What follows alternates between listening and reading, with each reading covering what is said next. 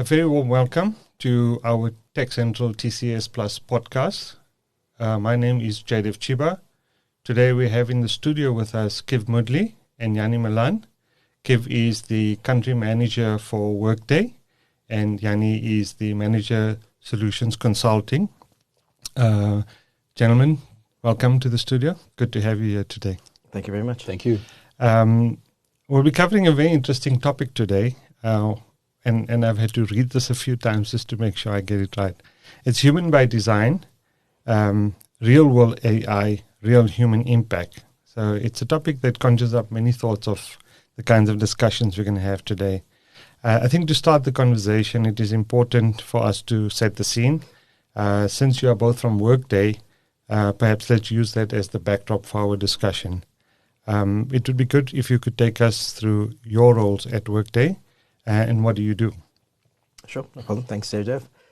So, as you mentioned, I'm the country managing director for Workday. I've been with Workday for 7 years next month.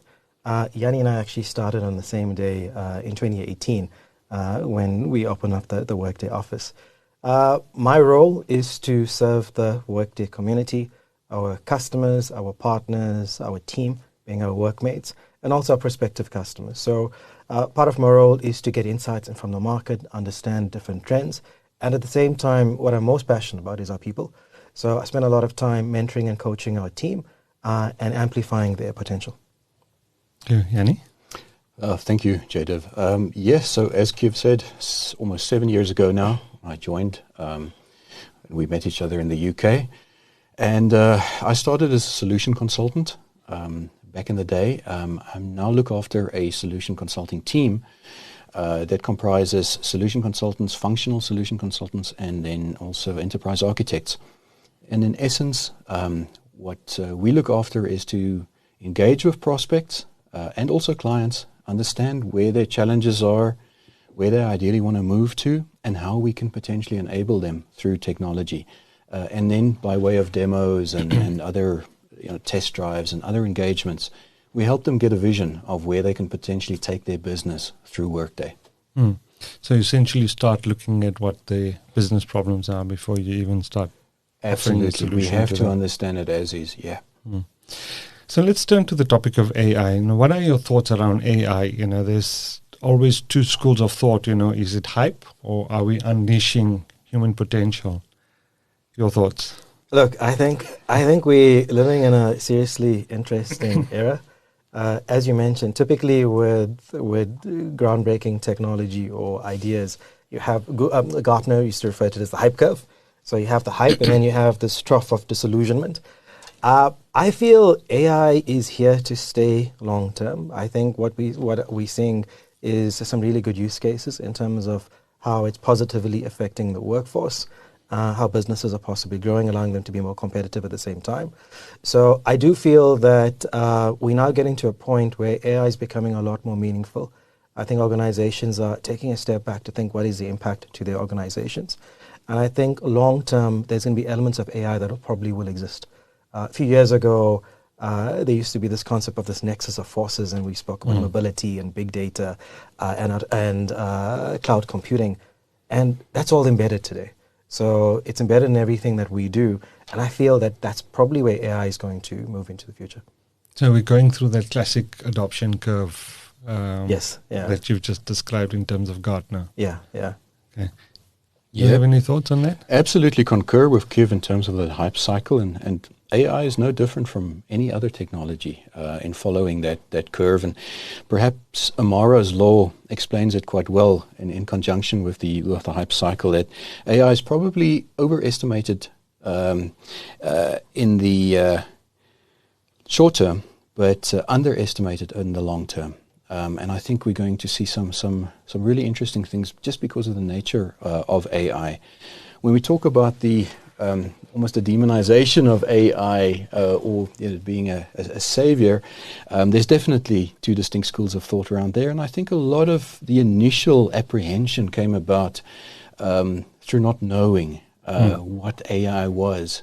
I certainly found that to be the truth until I was fortunate enough. Workday actually invested in me completing a diploma through Oxford around AI specifically. And once you understand what it's all about, I think you start seeing how potentially it can enable humans to be more productive, more efficient, and ideally move on to maybe do some things that are more fulfilling from a human perspective.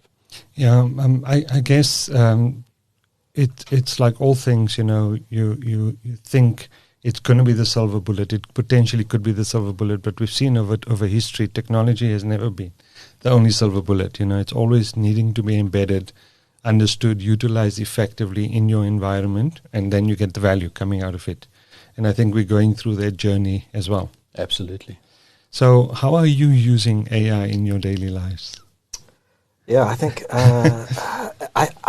I've embraced it, and I think I would encourage everyone to use AI in your personal lives and look at the different technologies. So between Grok and ChatGPT and Gemini and Perplexity AI, I try and use the different engines, asking different questions. At work, we are really productive using Google Gemini, and I think there's a recent study in South Africa saying that there was, I think, about 70 billion rand savings on productivity using it. The other use case for me, which there's two use cases personally. So the one is Deepak Chopra's launched Digital Deepak. So he's taking 95 of his books, he's digitized all his interviews. Instead of large language models, it's a small language model because he's taken up the concept of him. Yeah. And I've been interacting with that. And it's been amazing to ask questions about life. And I meditate a lot, so meditation, breathing techniques, and that's amazing. The one that's probably shocked me the most is I've got a 10-year-old son, and he's got a puppy that he recently has that his mom got for him. And between the both of them, they've programmed a command on Alexa. So every time when little Fudge needs to have his meal, Alexa says, "Fudge, this is your meal time," and for what meal it is. And he goes and he runs towards the kitchen to where his food is. So the fact that a dog is now embracing AI, for me, it's the last 2 weeks I've observed it. It's completely changed my perspective on the power and the potential. So Yeah. And I guess it's really just about figuring out the use case. yes, And every time you think about it, there could be another and another and Yeah. another use case. So the value is almost embedded horizontally across everything we do. correct. Yeah. And it's not a vertical technology as such. It's not, and that's why, coming back to your opening question, I feel it's going to be embedded in our day-to-day lives. It already is today with how we use our GPSs, how we interact with search, how recommendations are made by Netflix and different technologies. It might not say powered by AI, but it's already embedded today in terms of our daily lives. Yeah. Yeah. So both Kiv and his dog being early adopters. That's excellent. Similarly, my passion sits slightly more towards the visual side of things. I'm quite keen on design and these kind of things. And so, for example, I'm working on some training I need to do internally in Workday for fundamentals around design for some of our team. And I've used, amongst others, ChatGPT and Midjourney to help me create the curriculum for that. And then subsequently to create the visuals for those as well. So I absolutely agree with Kiv. It's a bit of a rabbit hole because it's just going to exponentially expand in terms of those use cases and where people see the need and kind of ask the question, well, is this something that AI could potentially do or help me with or perhaps do quicker and better? Yeah. So what are the most impactful way businesses are currently leveraging AI in the workplace? What are the trends you're seeing? And, are there areas and myths that you need to demystify about AI? Look, I think it's a really, really good question. I think there's a lot of use cases in terms of how to improve employee productivity, especially when it comes to repetitive and mundane tasks. So I think there's a trend in terms of looking at that. And those tasks could differ based on workflows and could possibly differ based on your role in the organization. But the minute you start focusing on that and delivering solutions that are tangible and provide business value, all of a sudden an employee spends less time on the mundane tasks. And between Gartner and Forrester and all the different analysts out there, for many years they spoke about the fact that, a lot of employees are bogged down in terms of being less strategic and the day-to-day activities kind of taking more control. And I think this is the power where AI is going to create that shift. where depending on your role in the organization, you can have a lot more time to be more strategic, to think about where the business is going. How can a company grow? How can a company be more competitive? How do you unlock the talent of a team? How do you possibly increase margins as well? So I feel that productivity gain for me is one of the areas that I see that AI definitely is going to create a trend for. Yeah, big one. Jannie, you also? Yeah, absolutely. I think I see different forms of adoption. I see a lot of people are starting to play with it in organizations, trying to get a sense of what is it all about and where can we start, applying it within the organization. And then I see, organizations or industries that are very much focused on leveraging the benefit that it can potentially bring. Now, I think we're going to probably see the adoption very different in different verticals and different industries. Point in case, just last week I was spending time with a very, very big global logistics company. And they are already so far advanced in terms of what they're doing to keep their people safe in their warehouses by having those fully AI automated and just having human oversight. So that's really impressive. And some people are far along that route. Then on the other side, I think we're seeing a lot of benefits in healthcare. It can expedite processes, diagnosis, for example, the development of new treatments. We're seeing a lot of online doctors come into play as well. These bots that also reach out to us and try and sell us things. We're seeing a lot in the insurance, and I think in the same article that you mentioned, it was encouraging to see how far ahead the South African insurance industry is in terms of using AI for fraud detection, to get indications of whether someone might default on their payments, all of these kind of things as well, and also to profile potential clients for their products and their product fit. And we're going to see this in marketing. We're seeing it in the legal industry as well. Casework. Why can't that be picked up and that research be done by AIs? There's so much potential.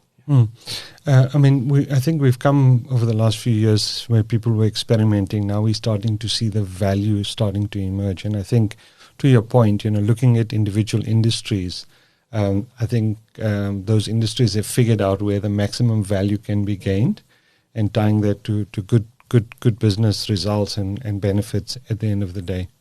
Absolutely. Yeah.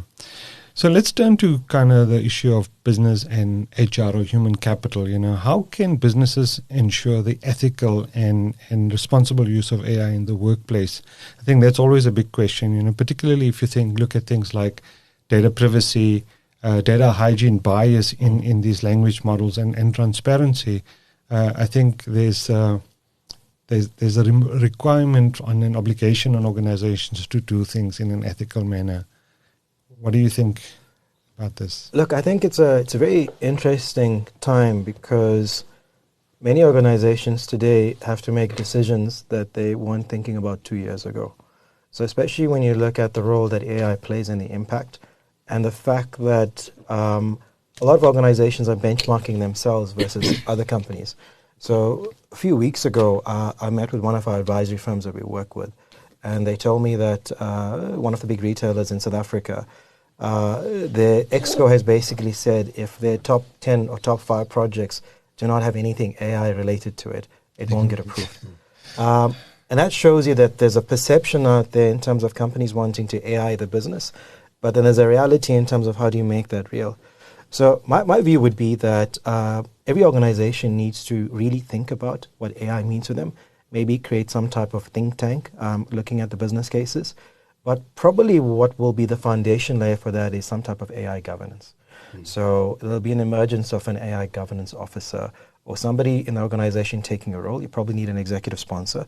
So if we think about how most good projects are managed, you have an executive sponsor, you've got a governance committee, you've got project management teams, and then you make sure that you manage change as well. I think those elements need to come in to lead to where AI comes in. I think the other element, another variable to consider is probably a risk matrix. So coming back to your point on data, making sure that if any application needs to be used or use case, what is the element of data, the complexity, and what impact does it have on possible bias? So I feel that many organizations will build teams, focus teams on AI governance to come, looking at some of those different variables. Absolutely. I couldn't agree more. Governance is going to be key around that. But also, I think the important thing is that it needs to be understood that AI is not going to be standalone within a larger technology framework. So it's going to be important to understand how AI functions within that larger framework. And I think it's probably going to have organizations ask a lot of questions around their data, how that's being managed, how clean it is, where it is, how secure it is, and how accessible it is for those AI models. But really, they're going to have to put those things in place, and those are things that we've done in Workday as well. As what is our framework around that? And it includes things, for example, like explainability. Explainability. Can you explain what the model looks like? Can you defend the data points that it's accessing? To what extent are they secured? Where are you touching personal data? And then also, are you keeping the human in the loop? That is critical for us, that you can use AI to enable and to surface those insights. But at the end of the day, there still needs to be a human oversight, and there needs to be a human that makes a specific decision based on that data. So there's going to have to be quite a bit of work being done, and I think this is being done globally. We see these AI governance organizations start popping up, but every organization is likely going to have something similar inside. I just want to touch back on the point you made about the 5 top projects in companies need to have AI embedded in it. And it speaks to the point you made about understanding what AI is and what it really means. I guess it may be a naive approach to say we have to have AI because everybody has AI. Yeah. And that needs to be overcome. So isn't there a level of educating that needs to be done, understanding that needs to be done? Look, I completely agree. I think if you're a listed organization, you have pressures from board members, stakeholders, shareholders, and then your exco in terms of which way do you move and how do you pivot. And then your competitor has possibly the first mover advantage in terms of launching something, an initiative, and it goes out to the media. So there's that pressure that organizations are going through. For the smaller businesses or the ones that are possibly not listed, the risk is probably even greater, because there's a lot of unknown factors in terms of how nimble are your competitors, how fast are they growing. So I definitely think that element does exist. There's some research data that has recently come out that says that the next organizations that become $1 million organizations will be run by fewer people than ever before, purely based on AI. So you possibly will have a startup that does $1 million in turnover with only 3 people. Yes. And that fundamentally changes how things evolve. I do go back to the fact that, and this is from a Workday perspective as well, we lead by purpose in what we do and integrity.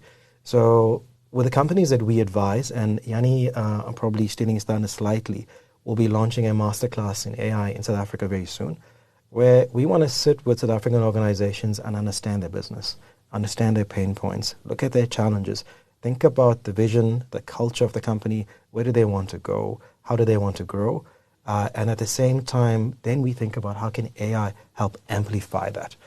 That's the approach we take, because it's a bit more qualitative and then quantitative at the same time. It's a lot more measurable, rather than just having this AI ban and thinking about how do we just AI a business. Yeah. And to touch on that as well, I think there's a problem in just banning around the term AI itself, because that in itself is almost become a bit of a collective noun for underlying technologies, because it could be machine learning, it could be agents, it could be large language models. So, which of those technologies, and I think we're probably going to be looking at, as generative AI grows as well, we're going to be looking at more solutions that comprise what we understand AI to be. So it's going to be important for organizations to understand AI to some level of granularity. Yeah, I want to go back to the point you made about data and data hygiene. In the old days, data was important, but not that important. As long as reports got generated, it was fine. Then we moved into the era of warehousing and big data and now machine learning, etc. And data quality has just become more and more important, again, as a capability in the organization. And I don't know if companies always realize the importance of data and data quality. As much as we say data is the new oil, there's a lot of building blocks behind that needs to be catered for. Yeah, Absolutely, because if you want to enable all of these beautiful AI technologies, the one thing that is imperative is large amounts of data, but also clean data.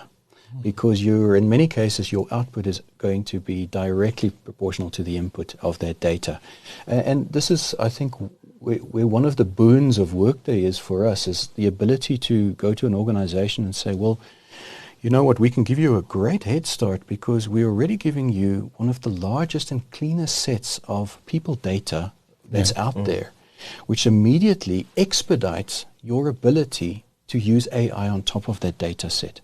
But you're absolutely right. I think, Jannie and I, we use different analogies when we speak to our prospective clients and our customers as well.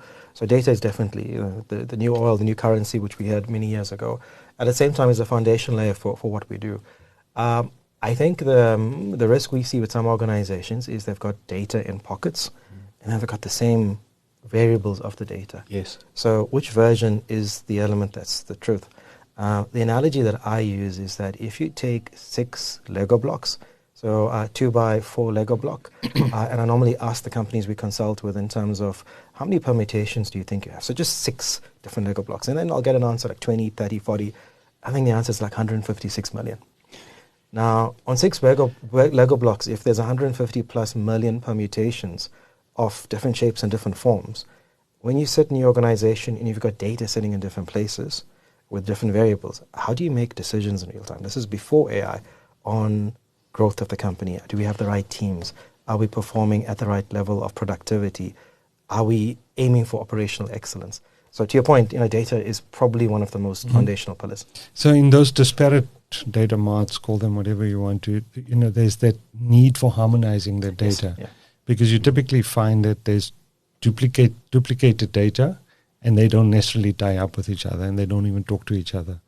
So that, I think, is a fundamental challenge that companies need to solve, not just for AI, I think, in general. Agree. Yeah, it is. Yeah, yeah. And I guess the question to some extent is, how can I potentially use AI to clear up a lot of that data as well? Because there's an opportunity there. Yeah. Yes. There's this old school of thought that many organizations, if you think about a hierarchy of how a company is built, you have subject matter excellence, you've got people in different roles.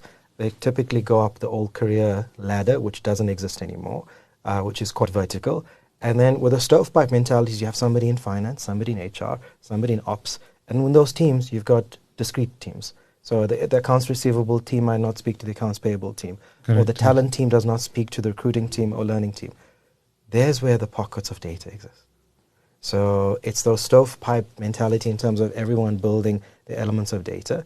And I think that's where, with AI, and this, going back to foundational principles, that's where a lot's possibly going to change. And it's a big opportunity, right? Yes. Yeah. It's a massive opportunity. Yeah.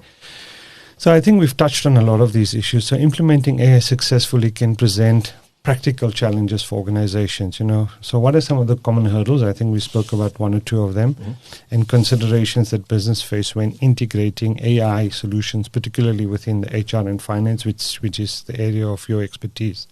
What are some of the best practices you would suggest and that Workday typically puts forward to their clients? What are your thoughts on that? Yeah, look, I think it really starts by understanding the why. So, before we look at the hype curve or thinking about how to AI a possible business, is start with the why. So we spend a lot of time with the companies that we work with to really understand their requirements, getting to a point where we can be that grounded to what Jannie mentioned on getting to a business case, and then looking at specific scenarios in terms of if we had to look at this workflow, what would the impact be to the business? Now, it doesn't stop there. Our approach is to measure it. So we want to get to rands and cents in terms of really understanding what is the measurable business impact of leveraging AI. Yeah. Absolutely. But I'll add to that, there's typically 4 areas where I usually see a challenge for organizations that are looking to adopt AI and start leveraging it. First of all is measurable value. Because a lot of organizations are getting incremental value. So now I've got all of my project managers or my employees using ChatGPT or whatever the case might be. We're expediting meeting notes, those kind of things. But that's incremental value. So how do we develop that measurable value across the larger organization? So I think our advice around that specifically is find those value-centric use cases and get the parameters for what is going to constitute value so that you can measure in an ongoing way and discard if something is not giving you that value from an AI perspective. The second one is often user experience, because it can be quite disruptive if you now say, well, you need to use these AI tools. And across the organization, not everyone might be able to adopt it as quickly. So what we certainly suggest in that regard is to look at things like conversational AI, to look at contextual AI, and to also look at where you're automating, looking at AI within the flow of work. So it doesn't become a disjointed. Someone who is used to following a process, it's easier for them to now find a logical point within the process where AI enables them, rather than having to go to a separate system or consult a separate AI app, those kind of things. Then also pace of innovation. And this is just going to expedite. So it's often very difficult. There's so many new things coming about. So in that regard, we're fortunate, and we certainly suggest things like pre-built APIs or connectors into AI to manage that. And then also strategic AI partnerships.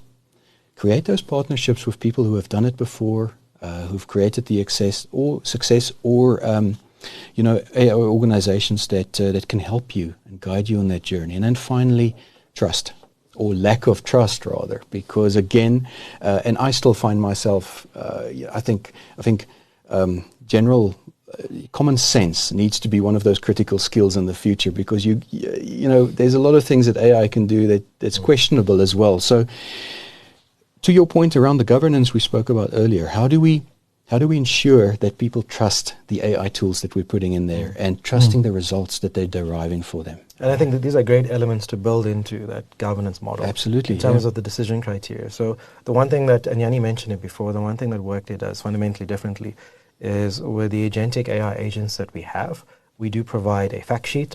Sometimes the industry could call it a model card, which gives our prospective customers and customers a view in terms of how do we build this solution? What data do we leverage? How are we mitigating things like bias?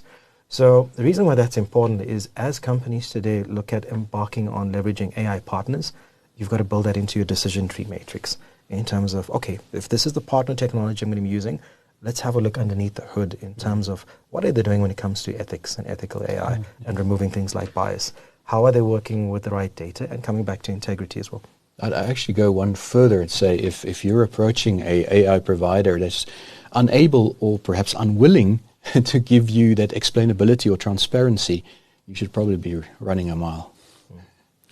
So how does Workday, we've spoken a lot about what you do for clients and how you advise clients. So what are you doing internally in terms of leveraging AI? I suppose particularly for HR and finance, but even in the broader organization. Look, I think I am, and Jannie mentioned something which is just awesome, which I completely forgot about. The fact that he went on that certification recently with Oxford. Workday has completely embraced AI in everything that we do. When it comes to our product, our solution, and our employees as well. So if we take a snapshot of where Workday is today, we're a 20-year-old organization. We in South Africa for 7 years. We now run just over 1 trillion transactions on our platform. We have 70 million users under contract. We have just over 11,000 customers globally. And I think the most important thing is that all of that sits in the biggest and cleanest data set in the world when it comes to HR and finance. So within the Workday platform, our data is never replicated. So it's always a single source of the truth. Something we remember from back in the day, we used to talk about business intelligence. How do we get to the single source of the truth? When the Workday was founded in 2005, those are the principles that we had. So we've actually been leveraging AI and machine learning for just over a decade, if I'm not mistaken. Last year, as an example, 95% of our customers went live on their projects on time, on budget, globally. And that's a huge stat when you look at time to value and how companies invest in technology and then achieve value from it. So we've taken the approach that we embracing AI. We want to amplify human potential.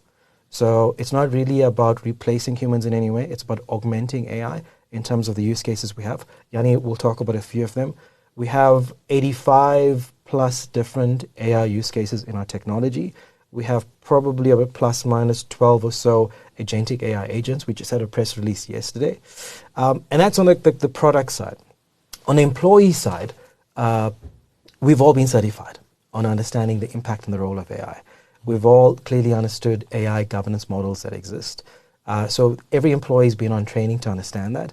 We do use different AI technologies on a day-to-day basis. So I'm a big fan of Google Gemini. I use it every day in terms of taking data into Gemini, creating analysis, and allowing me to make decisions faster in terms of how we leverage it. And so too does our team. So I think the nice thing is we've got an amazing platform being Workday that we use internally. Jannie will talk about some of those use cases and externally. But internally, we have a culture that is very pro-AI to understand the use cases. I think the key thing that our management team talks about is how do we amplify human potential. So, No, I think you summed it up beautifully. I think we're fortunate in that we can drink our own Kool-Aid, so to speak, and that we obviously use the Workday system ourselves with the AI that's already there, whether it's expense report, anomaly detection, these kind of things, but also the more people side of things to aid how we hire for skills and all of those kind of things.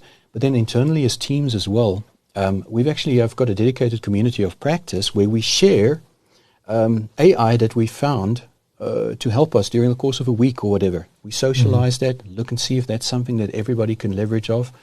And then also our development teams use significant AI as well in various forms to actually build the product itself. Absolutely, we're really so embedded. It's clearly well embedded in your organization's ethos in the way you operate. I think we're very fortunate based on our industry and level of maturity that it's been well adopted. So yes. Yeah, and I think the other thing that we're very fortunate about is the foresight of our founding members to at that point in time, was it now 20 years ago? Yeah. To make the decision, which was unpopular at the time, to go exclusively cloud. Fortunately, that forced them to set up architecture, which has now been really beneficial in enabling AI, just because it makes it that much easier and that much quicker to produce, results, reports, those kind of things, all those things that drive AI as well. I understand the theme of human potential and the use of AI. So, how is AI specifically impacting the skills needed for roles in HR? Because clearly they need to reskill themselves and in finance. And what skills are becoming crucial and critical? And how can organizations and individuals prepare for this changing landscape that's evolving at the moment? Look, I think we're in such an interesting time. So I spoke. So my son is 10 years old. He's in grade 4, and he has a view in terms of possibly what he wants to study at the moment, and what job he wants to get. And I shocked him the other day to say that the job you're probably going to do and the education you're probably going to study does not exist today. And then I had to explain to him why. And I feel there's an element of that we still don't know, but there's a lot that we do know. So we do know that anyone involved with data scientists, social scientists, data migration, data cleansing, a lot of those data roles obviously do exist today and will continue to grow. I think we'll see the emergence of a chief AI officer as well, and AI like Scrum teams coming on board to look at different roles. And then, and Jannie will add some color to this as well. I think when we look at different domains like HR and finance, the question then becomes, if you're a recruiting agent today, you still might be one tomorrow, but the definition of your role will possibly change because AI will automate those mundane tasks and allows you to be more strategic. So I think there's lots of different elements that will change in terms of the future roles we don't know that exist today. And there's lots of roles that we are aware of today that companies need to be thinking about. So I think when an organization builds this AI governance framework, then they need to do a bit of an analysis in terms of their skills and understanding that. So probably going to tee you up for some of those elements and skills as well. Yeah, absolutely. I think just to come back to you, and I totally agree with all of those. I've abstracted it slightly, looking at the analysts as well and their predictions around that. And I think it really resonates. Things like critical thinking, it's going to be imperative. Problem solving, active learning. I think we adaptability, resilience. I think those are skills or meta skills that are going to be critically important to any role, regardless, to take you into that future and to be able to adapt, because I think things are going to just exponentially change, especially with the advent of AI. So, I was thinking about the other day. So I started programming when I was quite young. And the only reason was that my dad was not computer literate. And the company that he worked for at the time didn't give him the ability to educate him. And it was during apartheid and all the other things. So he did something smart. And I was about 9 or 10 years old. He brought the books home from work. So I learned to understand how to operate on DOS and 3.1 and 6.2, and I literally trained him on how to do so. But when I started programming back then, I used things like BASIC and Pascal and stuff. I still remember, like, the most beautiful command for me was if, then, else. And then I think about AI. AI covers the maybe, right? And that's fundamentally changed how, coming back to critical thinking, how we think and how we challenge ourselves moving forward as well. So I completely agree with you. I think those skills, even though it's not seen in the banner of AI, those soft skills are probably more required right now as we look at this concept of amplifying human potential than ever before. The challenge we've got, though, is that our education system is not necessarily fulfilling those needs for the next generations that are coming down. Some of them may be, but not all of them. I don't think we have time to delve too deeply into. Agree. I think we both agree on that. One of my last questions to you, I guess, rolling out AI, companies are always going to say, what's the return on investment? What's the business value? And how do I make an impact? Sure. What are the metrics and what are the indicators that you would be helping your customers with and advising on how companies should assess and review or decide on AI projects? Yeah. Oh, happy to touch on this as well. So, there's a number of things. One of the first ones that we see is looking at tasks and faster completion. Can you quantify that, and what does that mean for the organization? Then, of course, also the expediting of processes. So the time spent on processes, like the hiring process, for example, and we typically see a 38% reduction in that hiring process if we start augmenting with AI.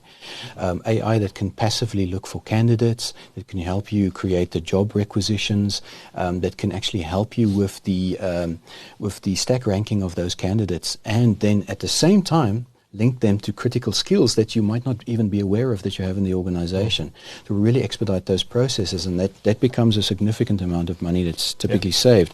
And then there's softer things like increases in improved internal mobility for employees, for example. So having AI be able to understand where people are in the organization, where the needs are, where they ideally would like to go within the organization, and then to start matching those so that you've got ready candidates that you can move into those critical positions as well. Those are some of the ones at top of mind. Yeah, I think the benefit we have is that we're very purpose-led again when it comes to AI. We look at, we're not planning to roll out hundreds and hundreds of agentic AI agents.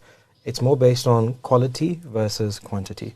So we spend a lot of time within our ecosystem, hearing from our customers, partners as well, in terms of where do we think the critical problems are and what's affecting companies to grow. Some of the other aspects is things like, and it might seem trivial, but today we still have a lot of South African companies that manage expenses where you have a meeting and there's a receipt and it's still manual, and sometimes that paper gets lost. And a lot of that has been automated, but what we're doing with our AI engine on expenses is that we're able to detect anomalies in real time. And typically there's about, I think, $500,000 a year that's wasted in terms of a finance team spending time trying to remediate and fix those elements. Also when it comes to things like journal detection, making sure that companies pay faster, policy management, and looking at business process improvement. So Workday is spending a lot of our time in terms of focusing on those use cases that we believe will be specific.